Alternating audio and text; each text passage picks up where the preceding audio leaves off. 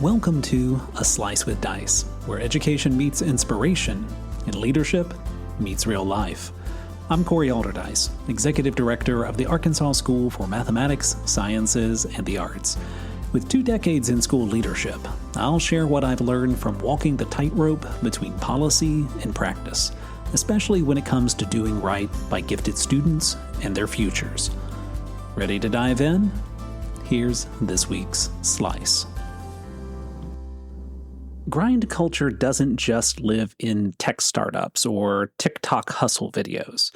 It's alive and well in the halls of our specialized schools, magnet programs, and gifted education at large. It's the quiet expectation that success demands constant motion, that sleep is negotiable, that free time is indulgent, that if you're not maximizing every minute, you're falling behind. Now, if you work with gifted students or are one, you've probably felt it. And if we're not careful, that mindset doesn't just push students to work harder, it pushes them to the edge. Now, to be clear, most students in these environments aren't explicitly told to behave this way. No one says, hey, go ahead, burn yourself out. But the culture speaks louder than any one person, and the culture has a message. The busier you are, the more valuable you are. I want to break this down into 3 ideas: how this culture warps a student's sense of self-worth, how it robs them of the present moment, and what it means to truly experience school rather than just survive it. Let's start with that first idea, how grind culture warps self-worth. I've seen so many gifted students who come up through their school systems with a string of A's, glowing praise, and the identity of being the smart one. They're used to being at the top. They thrive on it. But then they get into a more challenging environment, maybe like a residential STEM school or an advanced gifted program, and they make their first B. For some, it's fine. For others, it feels like a collapse, like the floor literally drops out. Because if your entire self-concept is built on never making a mistake, never stumbling, never being anything less than perfect, then the first B feels like failure. Not academic failure, but personal failure. And that's the danger. That's the distortion. In grind culture, your worth becomes tied to how much you achieve, how much you produce, and how well you perform. Not who you are, or how you think, or what you care about. Even students who aren't struggling academically are still caught in it. They'll stretch a 30-minute assignment into 2 hours just so they can stay busy. They'll take 6 classes instead of 5, not because they need to, but because someone else is doing it. And they feel like they have to keep up. And when they're not working, they feel guilty, as if it's a sign of weakness, that rest is weakness, as if joy or boredom or just being still for a moment is indulgent. Which brings me to the second idea. Grind culture makes it nearly impossible to live in the present. One of the most revealing things I've sometimes heard from students is how they think of high school as already being in the past, like they're living their lives based on what's coming next. College, scholarships, prestige, the future. Every assignment, every decision, every extracurricular activity is filtered through that lens. How will this look on my application? Will this help me stand out?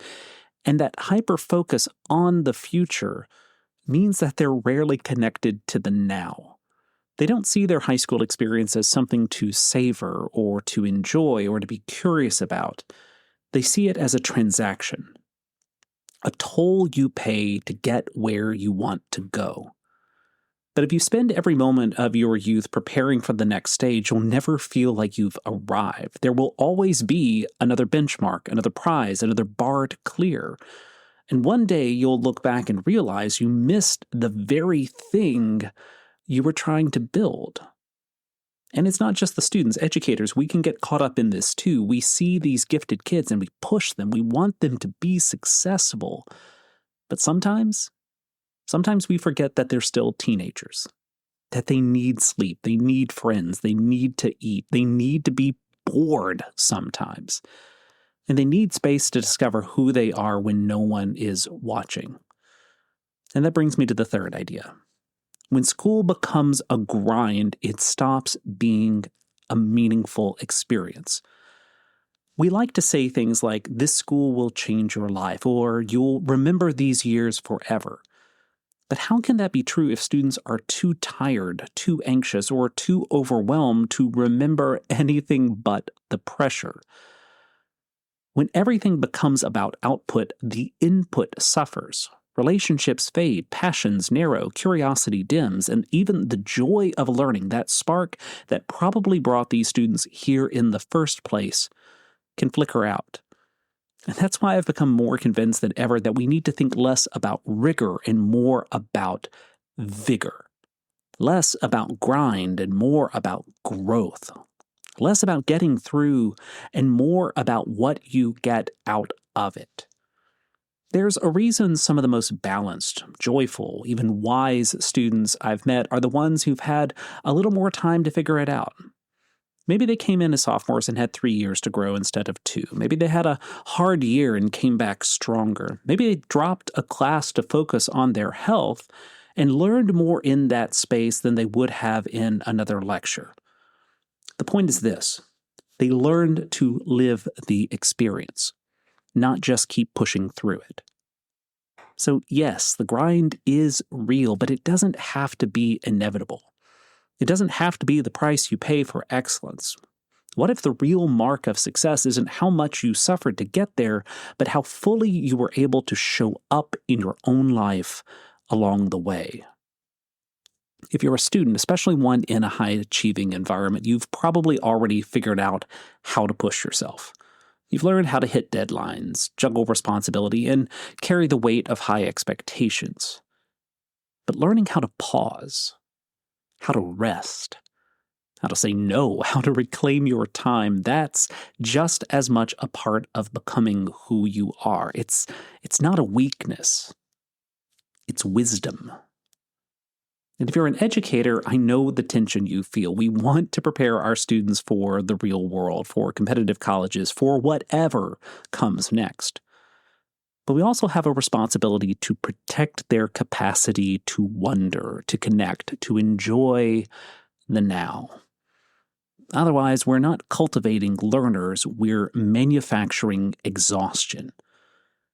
There's no one solution, no policy or schedule tweak that magically fixes all of this, but we can start by shifting the question from how can students do more to what do they need to be whole. And we can keep naming the things we see even when and if they're uncomfortable, especially when they're uncomfortable. Because in the end, school should be more than a stepping stone.